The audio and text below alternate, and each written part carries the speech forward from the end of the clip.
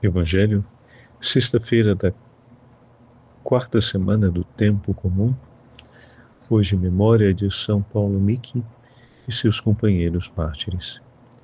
O Senhor esteja convosco, Ele está no meio de nós. Proclamação do Evangelho de Jesus Cristo segundo São Marcos. Glória a vós, Senhor. Naquele tempo o rei Herodes ouviu falar de Jesus, cujo nome se tinha tornado muito conhecido. Alguns diziam, é João Batista, que ressuscitou dos mortos. Por isso os poderes agem nesse homem. Outros diziam, ele é Elias. Outros ainda diziam, é um profeta como um dos profetas. Ouvindo isso, Herodes disse, ele é João Batista. Eu mandei cortar a cabeça dele, mas ele ressuscitou. Herodes tinha mandado prender João e colocá-lo acorrentado na prisão. Fez isso por causa de Herodíades, mulher do seu irmão Filipe, com quem se tinha casado. João dizia a Herodes, não te é permitido ficar com a mulher do teu irmão.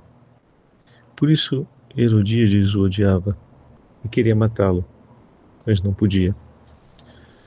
Com efeito, Herodes tinha medo de João, pois sabia que ele era justo e santo, e por isso o protegia. Gostava de ouvi-lo, embora ficasse embaraçado quando o escutava. Finalmente chegou o dia oportuno. Era o aniversário de Herodes, e ele fez um grande banquete para os grandes da corte, os oficiais e os cidadãos importantes da região da Galileia. A filha de Herodíades entrou e dançou, agradando Herodes e seus convidados. Então o rei disse à moça, pede-me o que quiseres e eu te darei.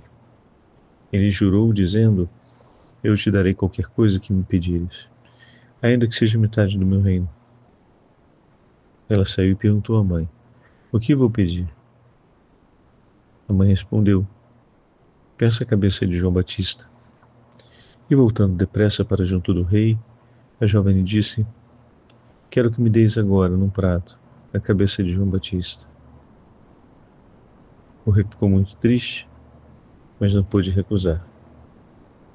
Ele tinha feito o juramento diante dos convidados. Imediatamente o rei mandou que um soldado fosse buscar a cabeça de João. O soldado saiu, degolou-o na prisão, trouxe a cabeça num prato e a deu à moça. Ela a entregou à sua mãe.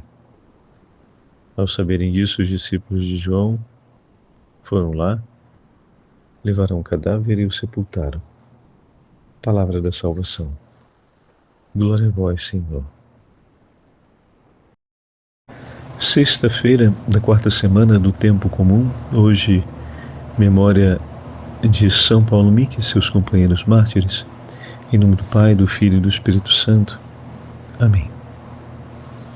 Amados irmãos e irmãs, hoje a Santa Liturgia nos traz o Evangelho de São Marcos com a narrativa do testemunho do martírio de São João Batista. Uma narrativa um tanto brutal, pois retrata a crueldade e a dissimulação do mal em atentar sem limites e medidas contra o bem, buscando sufocar a verdade, buscando sufocar aquilo que vem de Deus. São Beda Venerável escreve a respeito do testemunho de São João as seguintes palavras. Não há qualquer dúvida para nós de que São João Batista sofreu a prisão pelo nosso Redentor, que precedeu pelo seu testemunho e por quem ele mesmo deu a vida. O seu perseguidor não lhe pediu para negar Cristo, observem, caros irmãos, mas para calar a verdade. São Marcos nos apresenta isso de maneira muito clara. Contudo, foi por Cristo que morreu, pois Cristo disse acerca de si mesmo, eu sou a verdade. Ora, se derramou o seu sangue pela verdade, então foi por Cristo que São João Batista o fez. Com o seu nascimento, João testemunhou que Cristo iria nascer. Com sua pregação, testemunhou que Cristo iria pregar. Batizando, testemunhou que ele iria batizar e, sofrendo sua paixão, significou que o próprio Cristo sofreria a sua. Ele que é a verdade. Este homem tão grande chegou, pois, ao fim de sua vida pelo derramamento do seu sangue depois de um longo e penoso cativeiro. Ele que anunciou a boa nova da libertação de uma paz superior foi lançado na prisão pelos ímpios.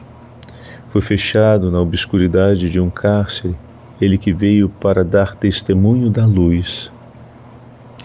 Pelo seu próprio sangue é batizado aquele a quem foi dado batizar o Redentor do mundo. Ouvir a voz do Pai dirigindo-se a Cristo e ver descer sobre ele a graça do Espírito Santo. O apóstolo São Paulo, efetivamente, diz: porque a vós foi dada a graça de assim atuardes por Cristo, não só de nele acreditar, mas também a de sofrer por ele. E se diz que sofrer por Cristo é um dom dos seus eleitos, pois bem, é porque, como disse em outro momento o próprio Senhor, diz em outro momento o próprio apóstolo, estou convencido de que os sofrimentos do tempo presente não têm comparação com a glória que há de revelar-se em nós. E desse modo, participar nos sofrimentos presentes pela verdade é ser por ela amado para participar com ela das glórias futuras. Essa foi a escolha de São João, que morre silenciosamente, meus irmãos. Morre dando testemunho da verdade. Ele que nasceu para anunciá-la aos homens. É fantástico as palavras de São Beda, porque nos entrega uma compreensão de plenitude sobre a vida de São João. Às vezes nós ouvimos esse texto e sentimos uma dor, quase como se fosse uma interrupção, uma amputação. Aquilo que aconteceu, tamanha brutalidade e o modo como foi, como se tivesse sido interrompida essa missão, ou como se ela tivesse sido, como posso dizer, degenerada pelo peso daquele episódio, em algum momento, em algum sentido. Entretanto, não. É plenitude, pois João viveu e morreu pela verdade. Ele viveu uma vida plena sobre a missão de anunciar a verdade, como nos foi dito a respeito do seu nascimento. Isso é fantástico. E falando em uma vida plena de amor, hoje também nós celebramos os mártires coreanos, São Paulo Miki e seus companheiros. Foi através do trabalho evangelizador de São Francisco de Assis que o Japão tomou conhecimento do cristianismo entre o ano de 1549 e 1551. E sua semente, ela frutificou. E apenas algumas décadas depois já havia pelo menos 300 mil cristãos na região do Japão. Olha que coisa, né? Às vezes a gente não conhece os números e acha que a evangelização no Japão não foi bem sucedida. Entretanto, aqui estão eles. Mais de 300 mil cristãos. Paulo Miki nasceu em 1564, ou seja, pouco depois desse tempo da grande evangelização no Japão. Nasceu num período onde a fé florescia nas famílias. Numa família benstante, e foi educado no colégio dos jesuítas, na cidade de Enzikiyama, Japão. A convivência do colégio despertou no coração do jovem Paulo o desejo de se juntar à companhia de Jesus, o que veio a acontecer, tendo se tornado um eloquente pregador da palavra de Deus e evangelizador. Por não haver um bispo naquela região, Paulo Miki não pôde ser ordenado padre, mas através da pregação conquistou inúmeras conversões com humildade e grande paciência. O imperador de então, Toyotomi Hideyoshi, era um simpatizante da fé católica, mas com a conquista da Coreia deu-se uma ruptura entre o Japão e o Ocidente, que se traduziu numa perseguição feroz contra o cristianismo em defesa da cultura do povo. Apesar dos católicos terem sido expulsos do país, muitos resistiram e ficaram dando início de imediato à repressão. Primeiro foram presos 6 franciscanos. Logo depois, Paulo Miki, com outros companheiros jesuítas, também foram presos, e 17 leigos terciários. Os 26 cristãos, então, foram terrivelmente humilhados, torturados publicamente, levados em cortejo de Miyako até a cidade de Nagasaki, foram alvo de violência e escárnio pelas ruas e estradas, enquanto seguiam para o local onde seriam crucificados. Alguns dos companheiros de Paulo Miki eram muito jovens, adolescentes ainda, mas enfrentaram a pena de morte com a mesma coragem que estava no coração de Paulo. Tomás Kozak tinha, por exemplo, 14 anos de idade, Antônio, 13, Luiz Ibaraki, ele tinha apenas 11 anos naquele momento. O monte onde os nossos 26 irmãos, heróis por amor a Jesus, testemunhas da verdade, receberam o martírio em fevereiro de 1597, ficou conhecido como o Monte dos Mártires, e assim ainda será chamado hoje. Depois, os crentes dispersaram-se para fugir aos massacres que se seguiram após o martírio, e um bom número deles fixou-se ao longo do rio Urakami, nas proximidades da região de Nagasaki. Continuaram a viver sua fé clandestinamente, apesar da ausência de padres. Durante 2 séculos e meio, perseveraram na fé.